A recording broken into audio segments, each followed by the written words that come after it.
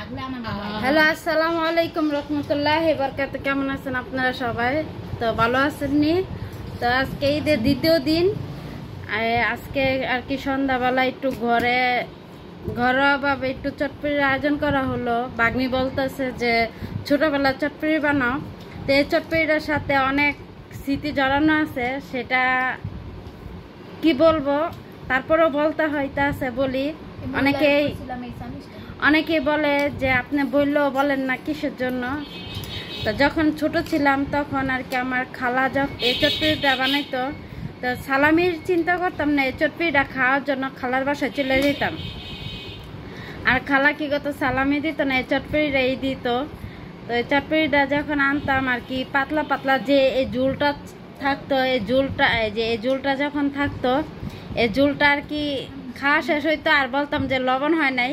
আবার ফিরে লবণ নিতাম, যখন টক মানে কটা হয়ে যেত তখন কইতাম একটু টক লাগবো। তো সেম একই কাহিনী আমার বড় আপা করতে আছে। দেখেন গাইস কিভাবে টকটা নিতে আছে আর লবণ মিশাইতেছে আর বলতে আছে যে টক হয় নাই। একবার কয় টক হয় নাই, লবণ মিশায়, আবার ফিরে কটা হয়ে গেছে টক লাগবো, এরকমই সুর লাগাই দিছে। দেখেন মশলা হয় নাই, মশলা নিতেছে। হ্যাঁ, চটপটির কালারটা দেখেন।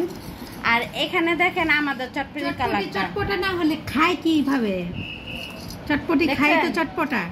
আর কি আমাদের সাথে এসব বাটি নিব না, আর কি বেশি খাওয়ার জন্য বড় বাটি নিতেছে। তো যাই হোক, আজকে ভিডিওটা এইভাবে ধরে নিলাম। আর ছোট ছোট ফুচকা নিয়ে আসছি। ফুচকাগুলো আর কি অনেকটাই ভালো ছিল। এই যে ফুচকাগুলো, তো এই ফুচকাগুলো দিয়ে এখন আর কি খাওয়া হবে চটপটি। তা খাওয়া শেষ আপনাদের সাথে দেখা হবে না? তো এখানেই রাখতেছি। আল্লাহ হাফেজ, আসসালামু আলাইকুম। যখন আমরা ছোট ছিলাম তখন আমাদের এই ফুচকাটার মধ্যে একটুখানি ধনিয়ার গুঁড়া দিয়া আর এতগুলা টক পানি দিয়া আর এতগুলা চটপটির পানি দিয়ে আমাদের দিয়ে দিত। তারপরে আমরা ওইটাই খেতাম, ওইটাই অনেক মজা লাগতো। বাট এখন বড় হয়ে গেছে, তখন আমরা একটু বেশি করে মশলা টসলা নিয়ে নিছি।